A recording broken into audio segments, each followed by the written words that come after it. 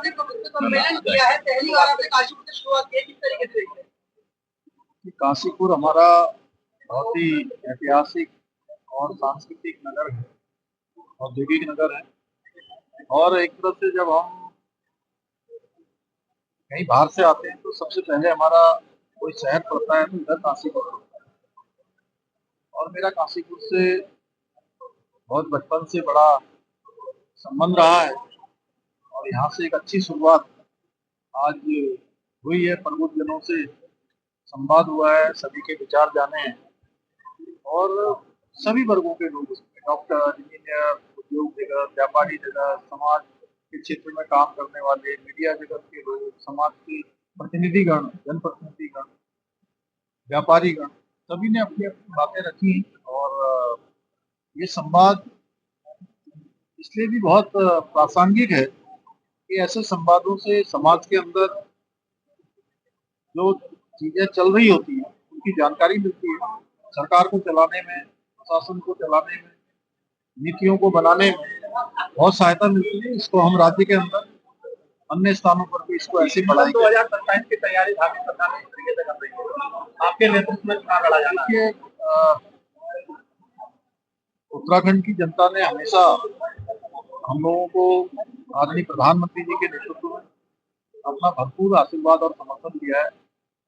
चाहे लोकसभा का चुनाव हो, विधानसभा के चुनाव हो, नगर निगम, नगर पालिकाओं के चुनाव हो, नगर पंचायतों के, या अभी अभी हाल ही में संपन्न हुए हमारे त्रिस्तरीय पंचायत के चुनाव हो, जनता की अपेक्षाओं पर खरा उतरना, समाज के अंतिम छोर तक हमारा विकास पहुंचे, शासन पहुंचे, प्रशासन पहुंचे, हमारी नीतियां पहुंचे, ये हमारा लक्ष्य है। उसको लेकर हम लगातार काम कर रहे हैं।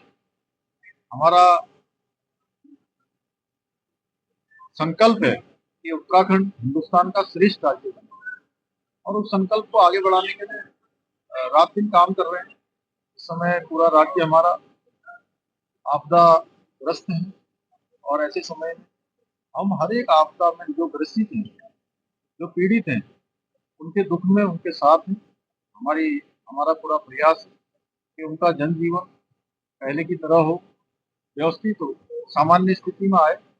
हर प्रकार की मदद, हर प्रकार की सहायता, जो हमारे बेघर हो गए लोग हैं, जिन्होंने अपने परिजनों को खोया है, उनको हर संभव सहायता का हमने संकल्प लिया है। हम उसको आगे बढ़ा रहे हैं। ग्राउंड जीरो पर हमारी पूरी सरकार ग्राउंड जीरो पर उतर रही है और सभी अधिकारी, सभी प्रशासन के लोग, हमने उनको भी सभी को कहा है कि ग्राउंड जीरो पर जाकर सबकी मदद करनी है।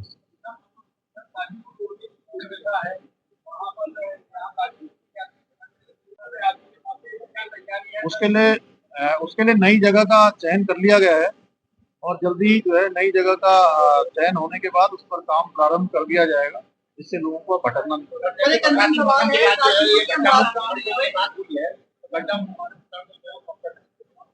नहीं, ये हमारी बहुत प्राथमिकता रहेगी, क्योंकि मैंने आज भी प्रातःकाल जो है बैठक करके सभी अधिकारियों को, सभी जिलों के जिलाधिकारियों और विशेष कर से हमारा जो पीडब्ल्यूडी डिपार्टमेंट है, उनको कहा है कि 15 तारीख तक सभी औपचारिकताएं पूरी कर लें और जैसे ही मानसून थमता है उसके तत्काल बाद गड्ढा मुक्त की कार्रवाई शुरू की जाए।